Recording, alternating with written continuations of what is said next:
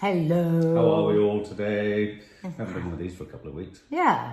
And as we come out of lockdown, we're going to tackle topics that maybe affect all of us. Yeah. Types. We're going to talk about types. It's funny actually because we were talking about this on Loose type? Women the other day and how you can repeat your type over and over again until you learn a lesson. But then there are people... Until you're fully cognizant of what you are doing, you will keep on making the same mistake. Right, yeah. I mean, if you fall in love with beautiful people, with a beautiful soul, you probably don't give a shit what to worry about your type. But so often, I think people choose a type that isn't really probably doing them that much good. With women, I find more so. Maybe yeah, I do think the idea that you have a type presupposes the idea that you've got an element of choice in it, and I don't think it does. I think you're drawn to people. And you might be drawn to a type, but you've got types that are physical types, you've got personality types, you've got social types. You know, there are certain, and there, as much as I find when people talk about, have you got a type, I've always found it such an odd conversation. There's as much to be had about types in terms of who you do choose, but there's also as much to be discussed in terms of who you don't choose or who you absolutely, you know in a month of Sundays you wouldn't go near. Yeah. And we have sort of weird, that's almost as specific as the types that we do go for. It's the types that we don't go for. I'm always interested in the negative. Yeah. But can I just of course, say... I've talked a lot about this over the years, not just on Loose Women, but with my friends and stuff. But I've never really heard about men and their types. That's interesting, yeah. So I'm quite interested in that. I've got a few. I've got a few. Well, can I just say an interesting detail about how me and Nadia met, and I think this is kind of appropriate. We met on a dating series called Perfect Partner, which was all about the idea, asking the question, do your friends or do your family know the types of men you would go for better than each other, better than you would necessarily?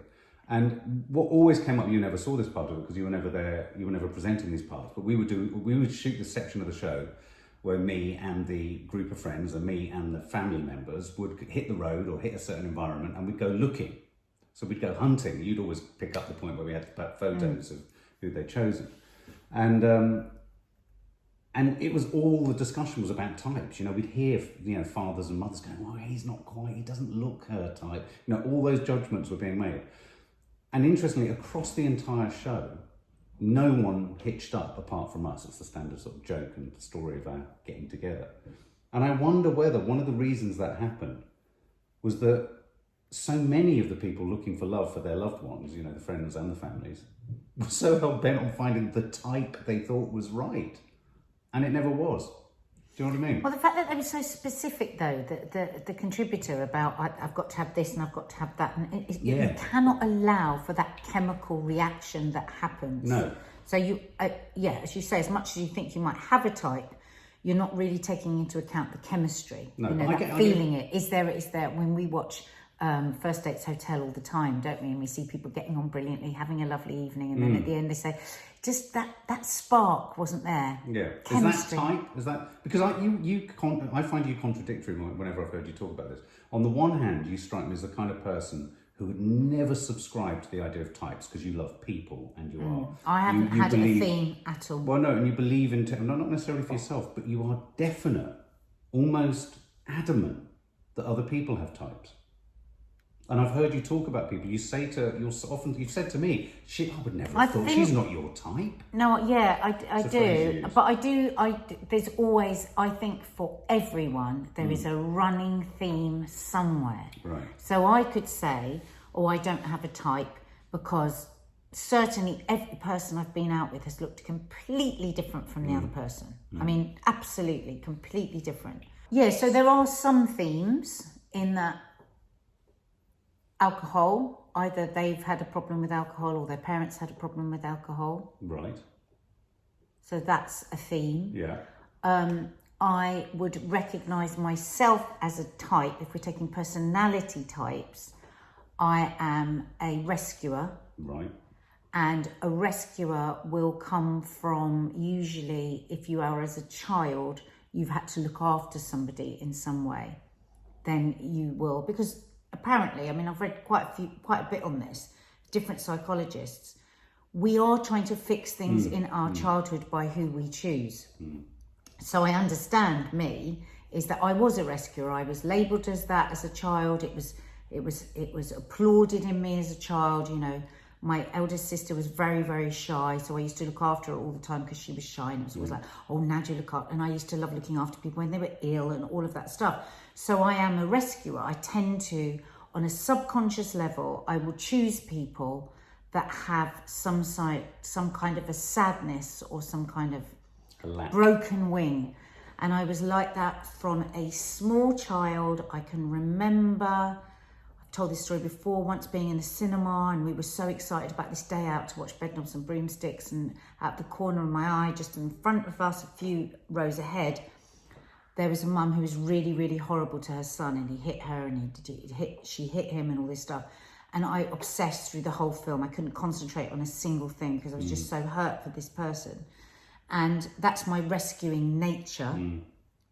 So I am drawn to people that have broken, because I want to fix it. Now, that makes me sound like Mother Teresa, and it's actually not that. There's all sorts of other reasons why a person can be a rescuer. It can distract from your own. It can't, but just to pause on that point for a minute, presumably it can't just be that, otherwise you would be falling in love with everyone. So there has to be a physical component. I mean, the problem with life at the moment is that if we ever say anything, I'm not saying this to you, people want to take that as the whole thing. We are all the sum of many, many parts. So one part of me is a rescuer, and one part of me may or may not, but there's more of a theme that I'm drawn to people that have some sort of a neediness in them, I suppose. You know, a codependency, because a rescuer is also a codependent, because they need to depend on that person needing them. So these are traits within, but of course it's not the whole thing, and it's not the only reason I'm attracted to anyone. And actually, if somebody was a completely broken, hopeless case, I wouldn't be the least bit interested in them. So no, it's just a part of somebody. Yes. Well, it's interesting you should say that, because I mean, I tend to think of types or compatibility in couples. I mean, in terms of like a jigsaw, you know, the jagged edges of a jigsaw piece, and it's often how they fit together. And because no one person is a fixed entity throughout their lives, the edges of our jigsaw puzzle piece change and shift over time. And so they can fit with slightly different people, but essentially they're jigsaw pieces of the same puzzle. And I think that's how I sort of almost think about types, is that, yes, I hear what you're saying. You've been more of an enabler, a rescuer. You know, you've been drawn to distract from my own stuff. That's why I wanted to just finish with it. It doesn't come from a place of I'm Mother Teresa. It comes rescuing. If you are a rescuer, and if you hear yourself in this description, you're also trying to distract from the stuff that you should be rescuing in yourself. It's a distraction from your own, I don't want to say faults, but your own lessons that you're having to learn. If I put it that way, the lessons that I needed to learn, I was distracting myself by trying to fix other people. And I have come on a million miles since then, because I have consciousness of it.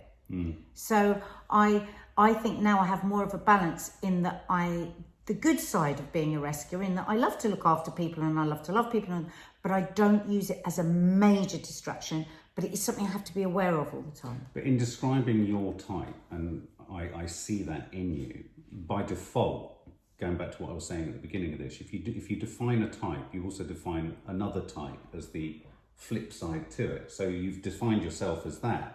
No, I haven't defined. Not defined yourself, but you understand yourself. There's a common thread that's run through your relationships. So I hear that. So as you say that, it's weird.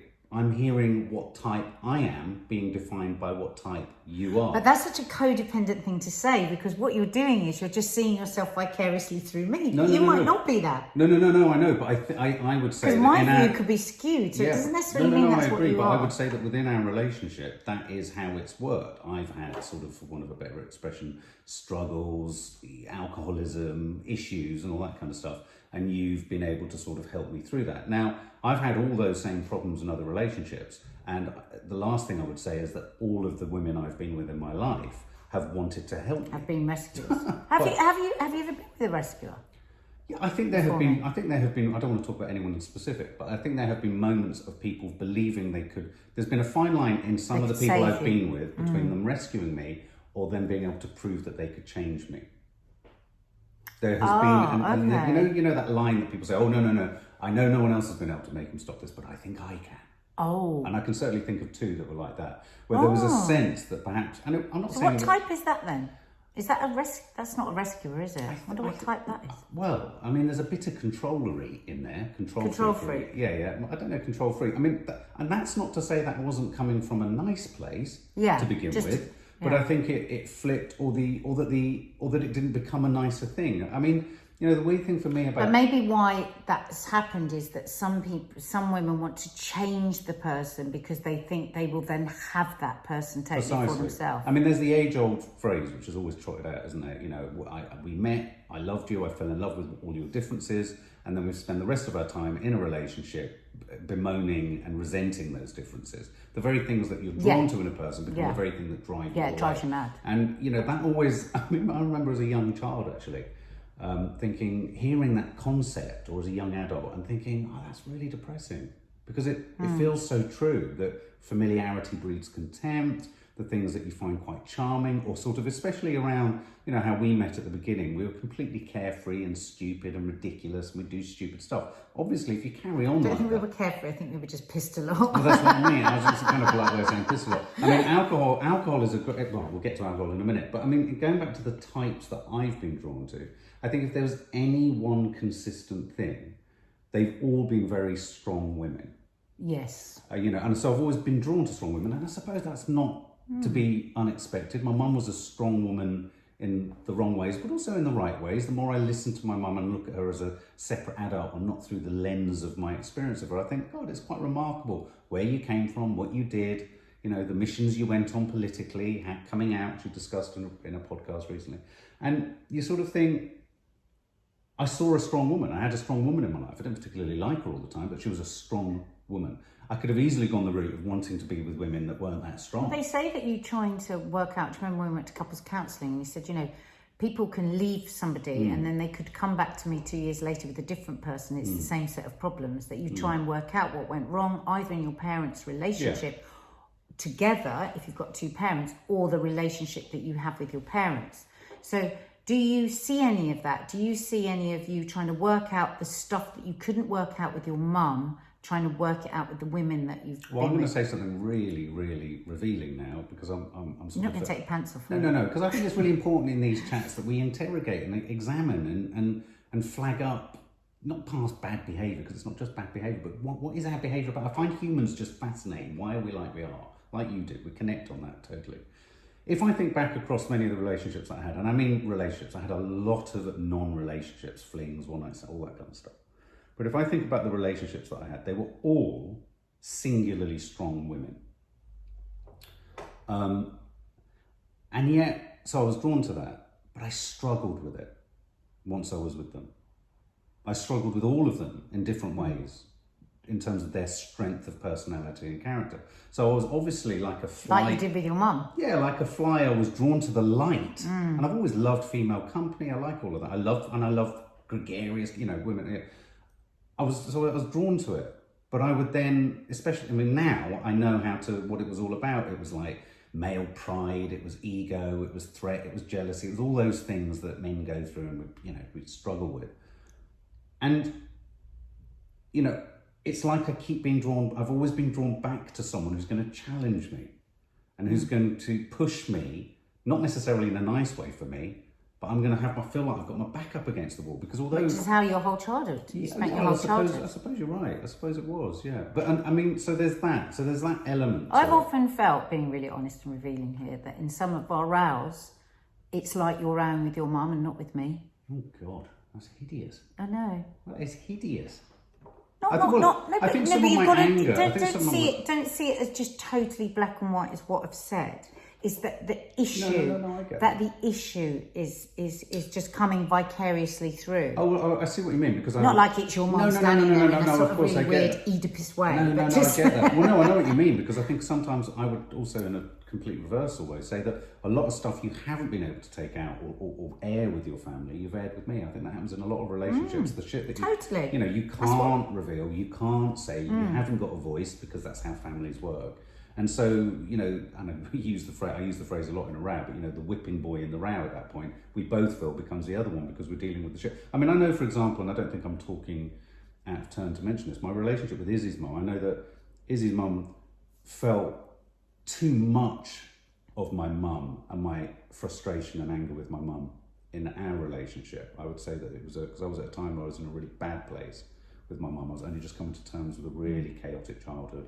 I was beginning to have a sense of problems, and so I do think. So when you say that, I can see I that. felt that a lot over the years as well. I very much not because your mum has done anything, but I felt the presence of your mum within the anguish. A lot of the anguish times in our relationship. I don't know how much of that is going on for a lot of men, actually. I mean, I think men's relationships and I think with their and mums is women. I very just think interesting. people. I think we bring our parents. We bring them with us into our relationships. Our parents are omnipresent because they're etched into our souls and our decision making and our, our dreams and our frustrations and our loving of the parts we love of ourselves and the parts we loathe of ourselves. They're just there. So I do think the other side of, because I know you said we don't really hear much about men's types, I'm just going to give you the other big thought that I've got. The other side or the type that I've also always been drawn to is someone who has a very strong family. So they have quite big families and they come from quite sort of fizzy, active, because, and again, that's something that I just didn't have. And I've always wanted to belong to a bigger family. It's why I've probably got 4 daughters, all those things that inform the decisions that you make in your life. So I do think, not that I'd sit there in a pub attracted to someone, oh, you've got sisters, that's cool, we'll all be able to hang out together. It wasn't like that. But I think the idea that someone came from that world, I found, oh, wow. And my great sadness is nearly everyone I've been with hardly had any family around them. Oh, right. Isn't that weird? That's funny. I've always felt quite sad about that. Oh. But isn't it strange that every single person is the same? Yeah. When I think back.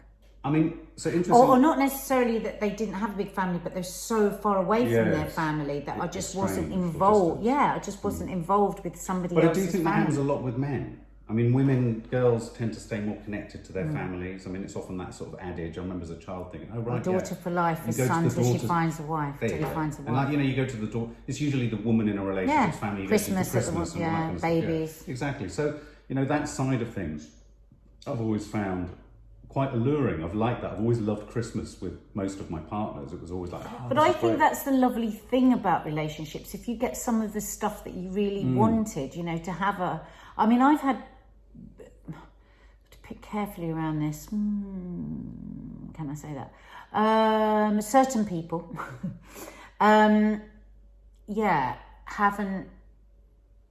resented the fact that I have a family. Right. And I think that sometimes I've found, and not just with me, I would say this with my sister Dina as well, they've actually resented the closeness of the family. Right. And wanted to cause a wedge between us and the family. And that's happened so much, all the way through us growing up. So that's an interesting thing as well, that they think they're drawn to the whole family thing and then they get uncomfortable with it because they feel like they're in competition with it. And then they try and put a wedge, and that's happened countless times. So, if you're one of those in a relationship, think about yourselves. Well, and also, I tell you, one way you can't do that if you live next door to them. But no, so those are the kind of only 2 threads that I can really think of in terms of types to look at. This is an interesting one. I think lots of people in couples, so people who are watching this or listening to this, who are in a relationship, I think we all get intimidated by what we individually think our partner's previous types are. So I for a long time thought, because your ex was sort of tall and dark and all that was what you wanted to get. That was your thing. And who's this squat blonde boy who's kind of really different and, wearing baggy shorts, complete opposite. But I thought that about, because all your exes are really skinny. And you always thought about ponytail ponies, horsey ponies. But you, everybody is very, very skinny that you've been out with. Well, yeah, I suppose the ones like that you know. Snappable skinny. Snappable skinny. It's like, whoa, you are skinny. Everybody has been skinny, like skinny. I guess so. So you would think, wow, that's weird. But I had flings with people who weren't skinny. I went all... Darling, it's fine. I'm just talking about how silly that all is, because I think people too often go, oh, my type is this, and they just talk about the looks. But it really isn't. Every single person I've been out with looks so different from the last. It's insane. Like if you lined them all up, there is no common thread between them.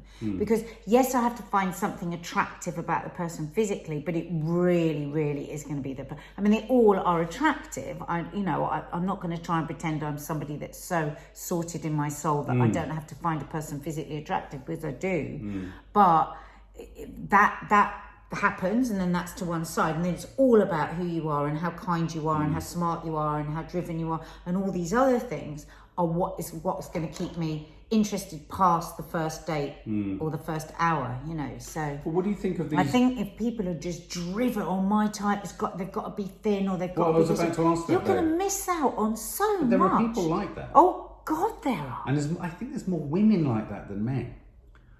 I don't know about that. Well, I do. I mean, I know. I don't know about that.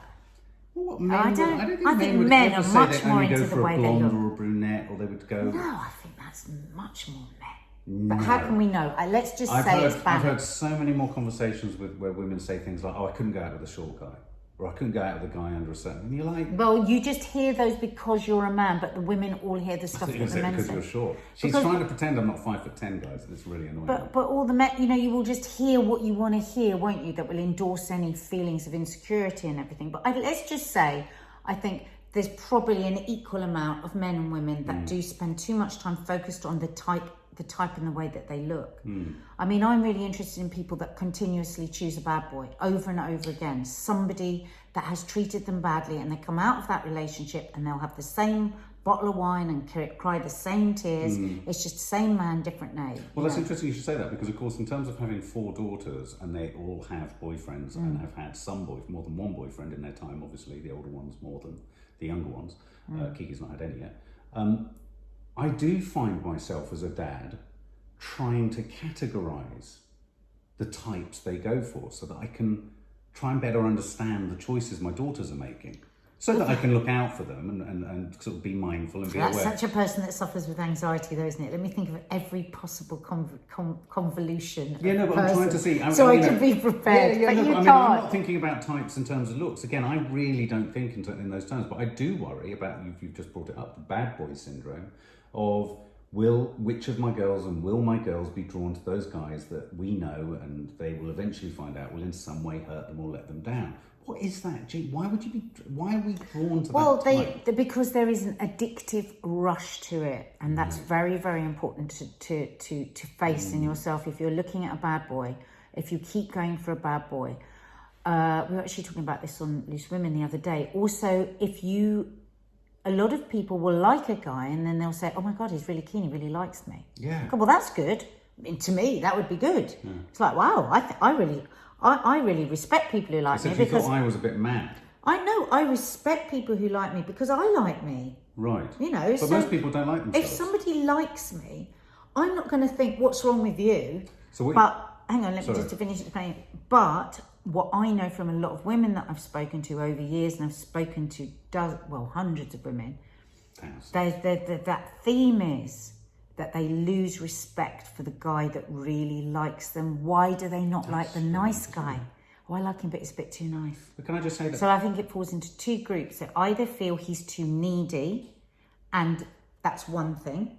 He's going to need too much from me and I want to be a bit more looked after. Or it can be, and of course there's loads of shades of grey and all different colours in between this, or it can be a proper lack of self-esteem where you can't respect somebody that likes you, which I think is really sad. And then you get into that vicious cycle of you meet a bad boy, you have a great time, you're not sure whether he likes you or not, and then he likes you, and then there's this adrenaline rush.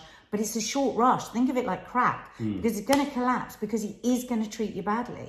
But you see, I know that there are numerous women that I've had an involvement with in the past that would have characterised me as the bad boy that they met because I hurt them or broke their heart or whatever. I mean, I wouldn't do it in a sort of cataclysmic way, but I hurt. I know I turned my back on them. You weren't committed. Yeah, I wasn't committed. But that bad boyness that you're talking about that becomes a type, or that people are, it's like you just said it. You said if you love yourself, you won't go for that. But if you don't love yourself, it's a form of continued self-harm, isn't it? You take what you feel you are worthy of, and you don't feel particularly worthy of much, so you're going to accept and tolerate bad behaviour. Well, it's like with us very early on in our relationship when you said you were coming back at such and such time and then you stayed the night wherever you were for the party, and I just said, "Oh, is that sort? Oh no, I don't want him." And then when you called, I said, "It's okay, it's not going to work." And you were like, "What do you mean?" I went, No, because I don't like that sort of person. Because I don't like the way that... because I don't think I deserve to be treated like that. And I don't actually like people like that, that would let people down. Or so that's that done for me. No, absolutely. And that sort of boundary placing, I do think men are a little bit like infants in that way, that they need those boundaries, sort of those, you need a block put. All right, okay. I mean, one of the things I would say, though, is that men know that there is the bad boy thing going on. And I think it sends quite a confusing signal. Certainly when I was a younger bachelor-y type, when I, was out in the field, so to speak, I think there was an element of thinking, this is kind of... I should try and be it. No, not even consciously. I can allow myself not to think about this too much because it's kind of sexy for some reason. And I wouldn't interrogate that any more than it's getting results. Insofar as, she seemed to... And I wasn't out being... I think you were chaotic. I think you were in a bit of a mess and you were letting people down, and your morals were definitely saggy. Saggy? Such a hideous image. Saggy morals. But I do think that there is a line between a bad boy and about somebody being independent and being confident and not being too needy. And I think that can be confusing for men. They can go, oh God, all the girls are saying they don't like the nice guy. Well, yeah, that's what I mean. But there's somewhere between being the nice guy who's just like, the yes guy, that everything is about you and everything is agreeing with you and everything is what you want and it's overthinking. And there's that, and then there's the next one, which is somebody that really likes this person, but also has their own life and has their own thoughts and has their own opinions and has their... if you think about it, it's exactly the same with how you'd feel about a girl, it's... But there are many moments, say, when we're watching something like First Dates Hotel, and a boy will be there and he'll be incredibly nice, but he'll just step that bit too far, and I'll, despite myself, go, no, rein it back in, God, he's giving to... And the girl, I see you all go, why? And I'm like, no, he doesn't want to do that, he's making himself too vulnerable. I do think there's a signal sent out to men that if we show too much sensitivity, that's precisely what's going to happen. People are going to go, no thanks, it's a turn off. And so I think the bad boy concept is a very conscious thing in the man's mind, because on one level, a lot of men who don't want to be bad or even be harsh, but are actually probably really keen and really soft and gooey, are going, and it becomes normal for them. Because it's the way to kind of orientate yourself to relationships, because so many women are like, have reacted negatively to you being kind. I think it's about timing. Yeah. If I were to say anything, it's like a friend of mine at the moment who's just newly dating somebody, and he keeps saying to me, the thing is, he's really keen. He's very keen. I said, well, that's good. So he likes you. He said, yeah, but what if down the line he's too keen? I said, just stay in the day to day. Yeah. You like him, he's showing you that he likes you, so that's a good thing. Because what do you want? Do you want him to turn up and you're not sure whether he likes you? But so I would say to a man that may have been told too often that he's too nice, don't try and change yourself, but just reserve it a bit. Just keep some of it in standby, which is what I always do and what I always say to my women friends is, don't lay it all on the line. Don't talk about all the times that you've been hurt. Don't talk about all the times people have treated you badly. Don't do everything and agree everything. Don't feel that you have to just go where they suggest that you go. Don't be able to go out every single night of whenever they say, oh, any night I'm free, even if you're... Now, some might say that's game playing. I'm not talking about game playing. A lot of love is. I'm not talking about game playing to the point that you're hurting and you're manipulating, but it is about not putting all your cards on the table. And so if Mr. Nice Guy or the girl that's been told she's too nice is listening to this, just take this bit of advice. Just go slower. And with you, I retreated a bit when we were first together because you were just it was too much too quickly and I couldn't see. Because if the person's too up close to you, showing you everything and telling you everything, you can't actually see them. So you just need that bit of distance to be able to check in with how you're Well, feeling. it goes back to that phrase that I've often used before in other walks of life, which I mean I can see it all the time. And that's why these shows like Love Island and First Dates Hotel I think are really socially important. Actually, I think they're really key to being able to watch as shared viewing as a family, to be able to sort of prod and test and talk and comment on types and scenarios. That's why we like watching. That's why we like watching them. But also, it's not like we're doing it on a conscious level. Like, right, we need to teach girls. But it's like when things come up, it's such an immediate, guttural, instinctive response. I sometimes go, "Oh my God, no! She's given him too much ammunition." And you often hear the girls go, well, "Really?" And I'm like, "Yeah, you don't leave yourself open like that. Don't hand the keys over so willingly." But you never used to think like that. It's me that said that to you, isn't it? And I said they just but also I've give seen. up. But to be honest with you, we've in our relationship, we've been together during the period of all of my daughters going from children to women having their own relationships. My comprehension of being a man in a relationship is transforming all the time with every development in my daughters' lives. Because I'm looking at how they're working stuff out. It's making me reevaluate how I've been with every woman I've been with. It makes me ashamed of some things. It makes me feel proud of others. So it's a really, if you're a father and you've got daughters, it's a huge, huge learning curve and responsibility. But can I just say, they said to me the other day, the girls, they were saying, we were talking about some kind of relationship, something, and I went, well, you see, I wouldn't accept that. And they both looked at me, they'd obviously had this conversation about me. They went, but Mum, you're very, very brutal. You're very like, that's it.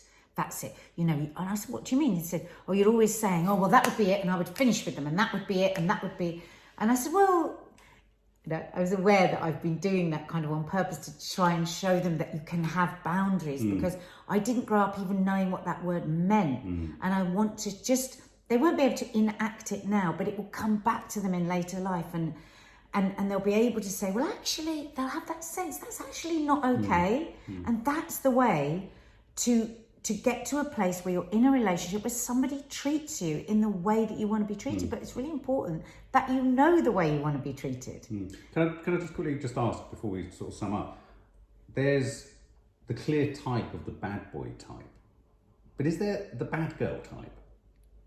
Is there the sort of, I don't know, heartbreaking, treat them terrible, sort of run rapaciously through fella after fella, leaving them like sort of shapeless not caring, not caring about their feelings, being unfaithful. But I do think whether you're a bad boy lover or a bad girl lover, everything comes from pain. Everything comes from pain. The narcissistic lover is, narcissism, people think narcissists just love themselves. They don't. It comes from usually, there's a part of it, but it comes from a place of very low self-esteem. And apparently one of the most dangerous relationships to have is when two narcissists are brought to each other, because then there's just so much destruction. So I think all failures in who we are come from pain and damage from when we were younger. Do you know what? I was thinking we should maybe do a relationship podcast about astrology, because Maddie sat on the sofa the other night and said, of all the star signs and all the zodiacs and everything, two Scorpios are the should worst. never be together. So, everyone said that when we were getting married. How are you getting married? Isn't that a type? Astrology is a type. We all really invest a lot in this astrological type thing. Oh, well, you're not compatible. We all do it. It's gobbledygook, but we all do, or is it gobbledygook? Wow, there's so many traits that are the same as us. I know. I always want to knock it, and then as soon as I've knocked it, I go, oh, that's a bit true. It's a bit too true. Yeah, Nadia is a bit My God, we thought we were just going to do a short one. We had so many other things to say about other types, but we just... Yeah. That was it, yeah. So am I a bad boy or a good boy? You're not a bad boy at all. No. I find it impossible to lie. You're very kind. I wouldn't be with you if you weren't kind. I'm kind, but we both have loads of shit that is not good that we're still working on. That's it. Can I just admit that there's one consistent element to you that has been there with all my types. Quite a controlling, strong woman. And you're not. Do you think you might have any controlling? Did you see the eyes? Do you think you might have any controlling traits? I've got control fears. Do you think you might be ever controlling? Only because you're crap with the detail. Oh, okay. So I'm controlling, but you're only controlling because of me. Yes, of course. Anyway, let's talk about See, even controlling behaviour, which we would recognise, I think each of us would admit that we are control freaks. I think we should talk about that. In different areas, even that comes from a place of fear. People that are controlling are trying to control everything so that they don't. Can I make a suggestion that our next chat is about who's being the in a control controlling freak? relationship. Who's the control freak in your relationship? Yeah, well, yeah. Yeah, And I think the thing is, it's important to recognise when you're both control freaks. Exactly. Nadia. Mark.